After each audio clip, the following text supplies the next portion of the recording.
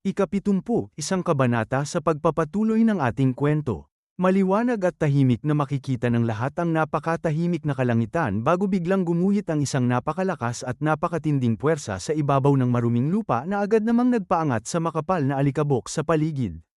Isang mabilis na anino pala ng tao ang buong bilis at walang patid na tumatakbo patungo sa mismong kinaroroonan ng nagaganap na matinding labanan.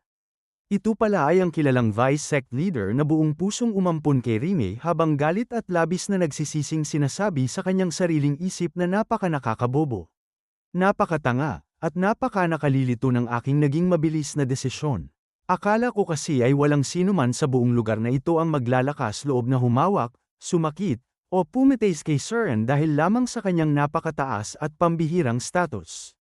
Dagdag pa niya sa kanyang sariling isip habang mabilis at buong lakas na tumatakbo sa gitna ng daan na nakalimutan ko na ang lahat ng mga direktang estudyante ng pinuno ng kulto ay hindi kailanman pwedeng parusahan anuman ang kanilang gawin, kasalanan, o krimen sa paligid. Nabalitaan ko pa man din mula sa iba na ang ika-6 na young master na apo ng mismong Grand Elder ay may napakasama, napakalupit, at nakatatakot na pag-uugali sa lahat ng tao.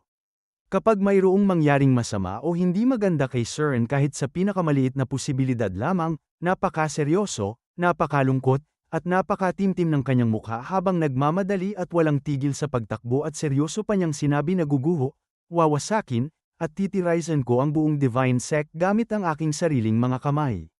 Bigla siyang napatigil at natigilan sa kanyang mabilis na pagtakbo nang mapansin niyang ang kalangitan sa itaas ay biglang namumula at kapansin-pansing bumibigat ang hangin sa paligid.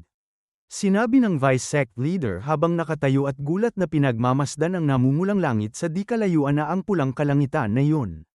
Huwag mo sanang sabihin sa akin na mangyayari ang masamang bagay na yun. Hindi na niya naituloy ang kanyang pampublikong sasabihin nang mabilis na lumipat ang eksena kay Nohagwan na kasalukuyang labis na nahihirapan sa pakikipaglaban sa ika-6 na young master habang napapasinghal sa matinding inis. Mabilis at buong lakas na iniwasan at idinipensa ni Nohagwan ang matinding atake ng ika-6 na young master na papalapit sa kanya. Napangiwi ang mukha ni Nohagwan habang mabilis na umiiwas at sinabi sa kanyang isip na hindi ako pwedeng magpatuloy at magpadala ng ganito sa laban. Sa kasalukuyan ay maging ang simpleng pagsangga at pagharang lamang sa kanyang mga nakamamatay na atake ay napakahirap na para sa aking katawan. Habang naiinis, galit, at walang awa na sumusugod sa kanya ang ika-6 na young master ay mabilis na naalala ni Nohagwan ang isang lumang babala at sinabi sa kanyang isip na narinig ko na noon pa na kapag ang kalangitan ay naging kulay pula ay kailangan mo ng mabilis na tumakas, lumayo, at magtago. Napatingin sa kanyang gilid si Nohagwan at napakagat ng ngipin sa matinding kaba at pag-aalala habang sinasabi sa kanyang sarili na hindi pa rin ba tamang oras para gawin at isagawa ang bagay na yun. Nakita niya mula sa malapit si Rime na maingat at buong tiyag ang nag-iipon ng napakalakas na enerhiya habang nakataas ang kanyang naputol na espada sa ere. Mula rito ay maliwanag na dumadaloy at kumikislap ang purong enerhiya sa buong talam ng kanyang putol na espada. Napakaseryosong sinabi ni Rime na ang espada na nagwawasak, nagpapatag, at nagpapano sa lahat ng bagay sa mundo. Ang lahat ng bagay ay babalik at magiging kawalan. Biglang maliwanag na lumiwanag ang dalawang mata ni Rime at buong lakas niyang isinigaw na mawala ka na. Mawala ka ng tuluyan sa aking harapan. Mula sa kanyang naputol na espada ay biglang lumabas at sumabog ang isang napakalakas at nakatatakot na enerhiya na mabilis na gumuhit sa buong hangin.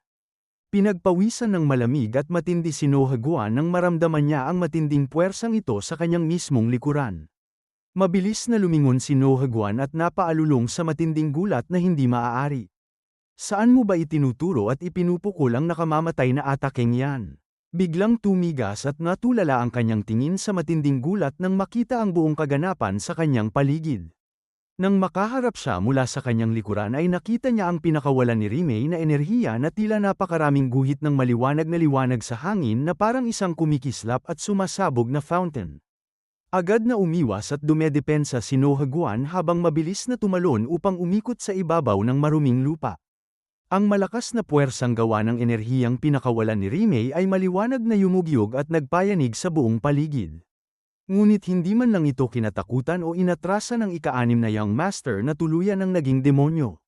Sa halip ay matapang, may pagmamayabang, at may pagtataka pa niya itong diretsahang sinalubong. Hinarang at sinangga ito ng ika-6 na Young Master gamit lamang ang kanyang malakas na kamay habang may pagmamayabang na sinasabi na buwisit ka. Hanggang dyan na lamang ba talaga ang buong kakayahan at lakas mo?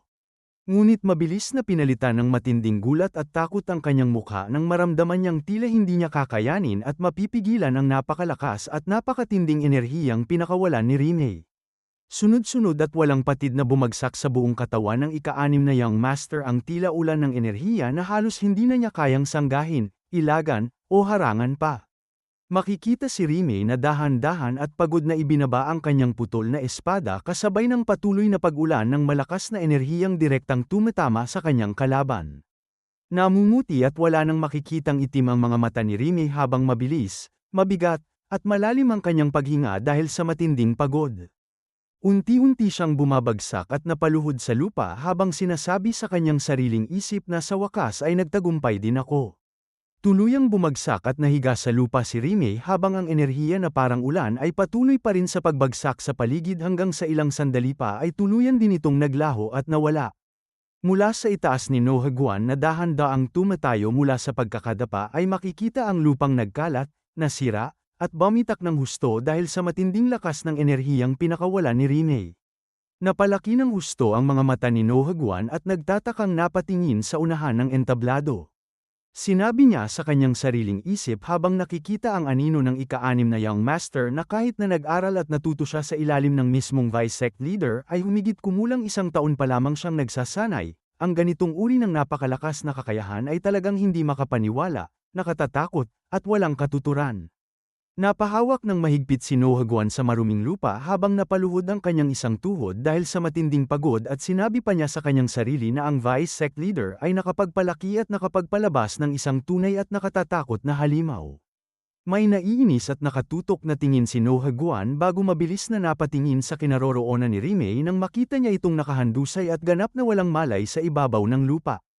Pinagmasdan niya ito ng mariin at seryoso habang sinasabi sa kanyang isip na tila nawalan siya ng malay matapos niyang ganap na ubusin at ibuhos ang lahat ng kanyang natitirang chi.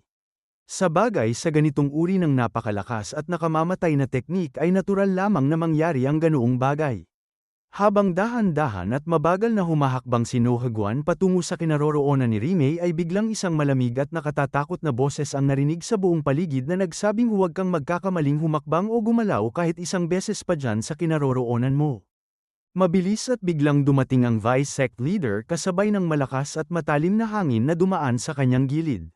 Namutla at natigilan si Nohaguan nang makita ito at pinagpawisan ng malamig habang sinasabi sa kanyang isip na ang Vice Sect Leader na mismo ang dumating. Agad na napahinto sa paglalakad at paggalaw si Nohaguan habang makikita ang matalim na hangin na hamati sa ibabaw ng lupa sa kanyang mismong unahan. Mabilis na napalingon ng Vice Sect Leader sa kanya at seryosong sinabi na wala kang magagawang itago.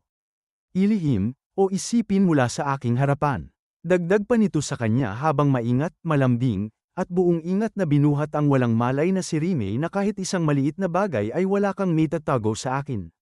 Lumipas ang ilang mahahabang sandali at makikita ang mga ibon na tahimik na lumilipad sa itaas ng mataas na bubong. Sa loob ng isang malinis at tahimik na silid ay makikita si Rimei na maayos at komportableng nakahiga sa ibabaw ng kama. Dahan-dahan niyang iminulat ang kanyang mga mabibigat na mata habang nagtatakang napapasabi sa sarili na ha. Ang lugar na ito ay, biglang isang pamilyar at maawi na boses ang nagmula sa kanyang tabi habang siya ay nakahiga na nagsabing ito ang aking sariling silid. Idagdag pa ng Vice Sect Leader habang nakatingin ng matagal sa kanya nagising ka na pala mula sa iyong mahabang pagkatulog. Agad at mabilis na bumangon si Rimei at nagulat na sinabing lolo. Mabilis namang tumugon at pumihil ang Vice Sect Leader na huwag ka munang bumangon, magmadali, o gumalaw dyan sa iyong higaan. Ipinaliliwanag pa nito sa kanya na matapos mong pakawalan, gamitin, at ibuhos ang Annihilation Sword ay makararamdam ka ng napakatinding panghihina at pagod sa iyong buong katawan. Huwag mo munang pilitin o ipag-alala ang iyong sarili sa loob ng ilang mga araw. Bahagyang nakapikit ang Vice Sect Leader habang napataas ang kanyang ulo at sinabing ang mas mahalaga sa lahat ay matagumpay mong naipalabas, naisagawa, at naipakita ang Annihilation Sword.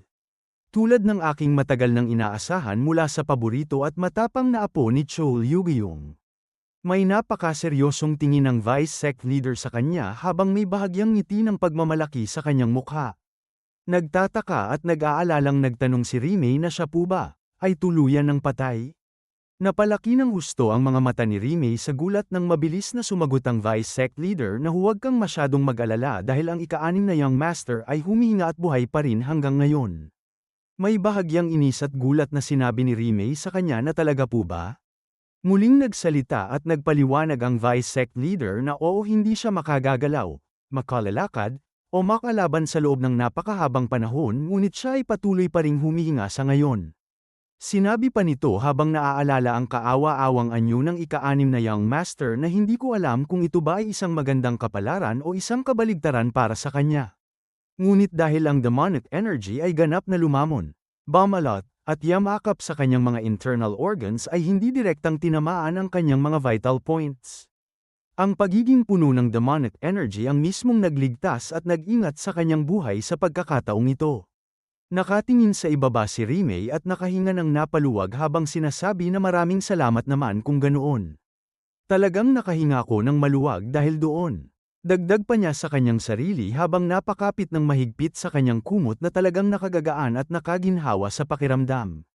Tahimik namang napasimangot ang Vice Sec Leader habang seryosong pinagmamasdan ang naging reaksyon ni Rime at sinabi sa kanyang sariling isip na ang pinakabatayan at pinakapundasyon ng War Sword Style ay ang ganap na pagpatay, pagbura, at pag-alis sa lahat ng iyong emosyon. Labis akong nag-aalala dahil ang puso at kaluluwa ni Suran ay napakalambot, napakabait, at napakasensitibo pa rin hanggang ngayon. Dagdag pa nito sa kanyang sariling isip na ang annihilation na aking sariling ginawang teknik ay nilikha at binuo batay sa War Sword Style. Ngunit nagawa pa rin ni Suran na ilabas, gamitin, at isagawa ang annihilation sword sa totoong laban. Talagang nakatutuwa, nakamamangha, at nakatatakot na isipin kung ano ang magiging huling anyo at antas ng martial arts ng batang ito sa hinaharap. Dahan-dahan niyang inilabas ang kanyang sariling pambihirang espada mula sa kaluban nito at inabot ito kay Rime habang sinasabing kunin at ingatan mo ito. Maingat na hinatak ni Rime ang espada mula sa kaluban at labis na nagtaka nang makita ang nakaukit at nakasulat na salita sa talam nito habang sinasabi na hala. Ang Knight's Sorrow. Napabuka ang kamay ng Vice Sec Leader at napakaseryosong sinabi sa kanya na tanggapin at pangalagaan mo yan. Dahan-daang itinataas ni Rime ang magandang espada at maingat itong pinagmasdan habang may matinding pagtataka at katanungan sa kanyang mukha. Mariin at matalim ang tingin ng Vice Sec Leader habang sinabi pa ni Rime ang mga salitang nasa likod pa ng espada na ang hanging amihan sa gitnang lupain ng malawak na mundo ng Divine Sect. Sinabi pa ng Vice Sec Leader sa kanya na yan ay isang natatanging espada na itinadhana upang pamunuan, gabayan, at akayin ng buong Divine Sect patungo sa gitnang lupain. Napalaki ng husto ang mga mata ni Rime sa matinding gulat at pagtataka nang idagdag pa ng Vice Sect Leader na at ang espadang yan ang mismong nagre-representa. Nagpapakita, at sumisimbolo sa akin bilang si Ironblood Sword Lord, Chol Yugyung. Nakatingin ng napakaseryoso at napakatimtim ang Vice Sect Leader habang mabilis at paulit-ulit na umiling si Rime at sinabing hindi po pwede.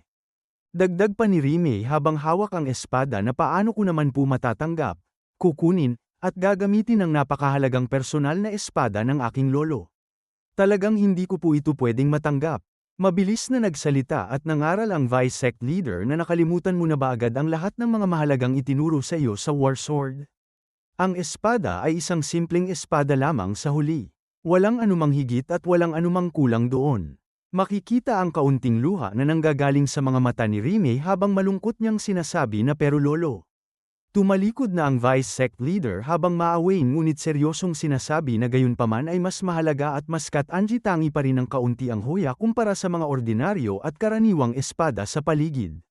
Dahil sa gitnang lupain ay ang espadang yan ang mismong magpapatunay sa lahat ng tao na ikaw ay ang aking pinakapaboritong estudyante at apo. Nagtataka at naguguluhang sumagot si Rime sa kanya na ano po ba ang ibig ninyong sabihin at ipahiwatig doon lolo.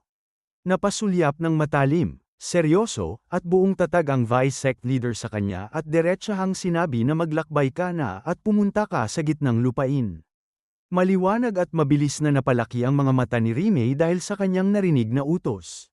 Napababa ng tingin ang vice sect leader at huling sinabi sa kanya na humayo ka na at putulin mo ang lahat ng mga natitirang ugnayan, alaala, at emosyon na nakatali at nakagapos pa rin sa iyong puso. At dito na po opisyal at ganap na nagtatapos ang ika-70, isang kabanata.